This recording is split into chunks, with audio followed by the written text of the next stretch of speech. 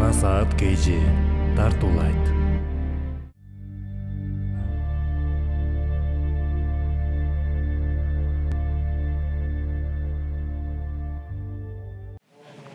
Аллах Таалага баш ийгиле. Пайгамбарыбыз саллаллаху алейхи вассалам көрсөткөн жол менен жашагыла. Пайгамбарыбыз саллаллаху алейхи вассаламдын Меккеде 13 жыл үгүт насаат кылгандан кийин туулуп өскөн жери Меккеден куулганда пайгамбарыбыз саллаллаху алейхи вассалам көз жашын агызып Кабага Меккеге карап, Аллага ант ичем, жер бетинде сенден көрө жыпар жыттуураак мекен жок. Сенден ыйыгыраак жер жок. Кандай жыпар жыттуусун, кандай шарапаттуусун, элиң мени куубаганда, элиң чыгарбаганда чыкпайт элем деп пайгамбар Меккеден Мадинаны көздөй хижрат кылды. Бирок Мекке Мадинага келген кезде урматтуу мусулман бир тууган, пайгамбарыбыз саллаллаху алейхи вассалам эң биринчи Мадинага жеткен кезде жасаган иши эмне болду? Пайгамбарыбыз саллаллаху алейхи вассалам Мадина Мунавварага келген кезде эң биринчи мечит салды. Пайгамбардын Мадинадагы эң биринчи жасаган иши мечит салуу. Дүйнөдө түрдүү маданияттар бар. Кээ бир элдер барып жайгашкан жеринде биринчи клуб салып баштайт. Кээ бирлери болсо театрын салат, башкалары болсо жанагындай казиносун. Бирок пайгамбарыбыз мусулмандардын биринчи жасай турган иши жаңы конуш болсун башка жерде мечит. Бирок бүгүн тилекке каршы жет атам мусулман деп мусулмандын аты менен аталган мусулманмын деп сыймыктанган көптөгөн инсандар атында мусулман болуп, затында мусулман боло албастан кээде эки саясатчынын башы бириксе да мечит көбөйүп баратат. Мектептен көрө мечит көбөйүп кетти. Садик салынбаса мечит салынды. Кече да бир талкууда биринчи радиого бирөө чалып атат. Бизге Тажикстандан тияк бияктан келип алып, бир гана мечит медресе салып ататтар дейт. Ай мечит медресе сага эмне кылды? Сен мусулмансыңбы? Сен туулганыңда билип кой ким болбогун. Кайсы мансапта болбогун. Туткан ордуң, отурган креслоң кайсы жерде болбосун, туулганыңда оң кулагыңа азан айтылган. Сол кулагыңа такбир айтылган.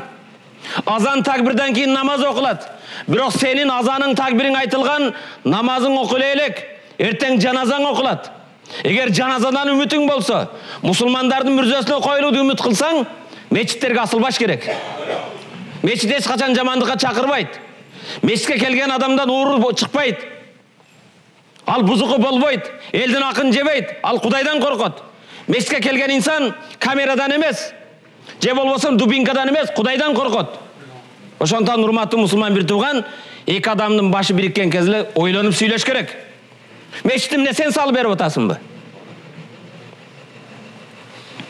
Пайгамбарыбыз саллаллаху алейхи вассалам Мадинага келген кезде биринчи мечит салган.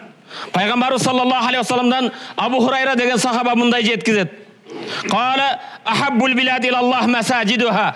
Аллах Таалага эң сүйүктүү жер бетиндеги жерлер бул мечиттер. Ва абгазул билади илаллах асвaqиха. Аллага эң сүйүксүз жерлер базарлар дейт. Эмне үчүн? Мечитке келген кезде протокол жок. Бул жерде бай дебейт, бул жерде депутат дебейт. Баарыбыз Кудайдын алдында бирбиз. Бул жерде сен өзбөксүн, сен уйгурсун, сен татарсың деген маселе жок. Иннамал муъминуна ихва. Бардыгыбыз бир тууганбыз, бир Кудайга сыйынабыз, бир имдиктебиз. Бул жерде ынтымакка үйрөткөн жер. Ал эми эмне үчүн базар жаман эмес? Базардын жамандыгы ар бир экинчиси биринчисин алдайын деп турат. Канткенде моуну алдап калам, канткенде тараздан алдап калам. Бирок Кудайдан коркуп тижарат кылса, соодасында жалганчылык кылбаса, бирөөдүн акын жебесе, ал соода эң улуу иштерден бирөөсү. Имам Муслим риваятланган хадис. Пайгамбарыбыз саллаллаху алейхи вассалам мындай каза болгондон кийин Абу Хурайра пайгамбарыбыз саллаллаху алейхи вассалам сахабасы, "Я ахла сук" дейт базарга келип. "О базардагылар, о соодагерлер, ма ажазакум. Эмне болду бул жерде ажиз болуп отуруп калдыңар? Бир нерседен кур калдыңар?" "Кару ва ма зака я Абу Хурайра." "О Абу Хурайра, биз эмнеден кур калдык?" деди. "Силер базарда жүрөсүңөр, бир нерседен кур калдыңар. Зака мирасу Расул саллаллаху алейхи вассалам юкассам." Пайгамбардын мурасы бөлүнүп жатат. Пайгамбардан калган нерсе бөлүнүп таркалып жатат.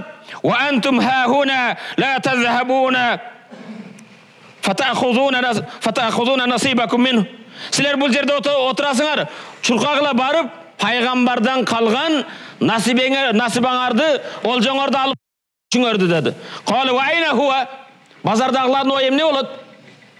Мал, мүлк, ақша, тиын, пайғамбардан қалған мұрас қайсы жерде бөлініп жатады деді. Қалы фил масжид, мешітте бөлініп жатады деді. Фахараджу сираан илал масжид, базардағылар бары чұрқашып мешітке келішті. Ва вақафа Абу Хурайра радиаллаху анху лахум хатта раджау. Абу Хурайра аларды жөнөткөндөн кийин жайында турду. Алар чуркап келди мечитке. Кайра келип, факала лахум ма лакум, эмне кайра келдиңер деди. Калу я Абу Хурайра факад атайна ал-масжид фадахална, мечитке бардык, мечитке кирдик. Фалам нара фихи шай'ан юқассам, мечитте бөлүнгөн эч нерсе жок экен деди. Мечитте эч ким динар, дирхам, тиын, тыпыр эч нерсе бөлбөптүр. Факала лахум Абу Хурайра, Абу Хурайра ма раайтум фил масжид ахадан, мечитте эч ким жок бекен, мечит бош бекен деди. Калу бала раайна кавман юсаллун, көрдүк кээ бир адамдар намаз окуп атыптыр. Ва кавман якрауна ал-Кур'ан, кээ бирлер Кур'ан окуп атыптыр. Ва кавман ятазакару ал-халал ва харам, кээ бирлер отуруп адал арам жөнүндө сүйлөп атыптыр, хадис айтып жатыптыр. Факала лахум Абу Хурайра, Абу Хурайра ал базардагы адамдарга мындай деди. Вай хакум, о ахвалыңарга вай болсын. Фазака мирасу Мухаммадин саллаллаху алейхи. Ошо силер көргөн намаз, силер көргөн Кур'ан, силер көргөн маселе, силер көргөн ваз насихат, силер көргөн сахабалар сүйлөп жаткан адал арам деген, бул пайгамбардын мурасы болот. Ошонун албадыңарбы деди. Бул жерде урматтуу мусулман бир тууган мечитте силер Абдушкүрдүн ырдаганын угайык деп келген жоксуңар да. Мен бул жерде Аллах Тааланын сөзүн, пайгамбардын сөзүн, эгер менин сөзүм бир жагымдуу болсо, ал менин сөзүм эмес. Мен айткан нерсе кооздук ал пайгамбардын хадиси болгон үчүн, Аллах Тааланын аяты болгон үчүн.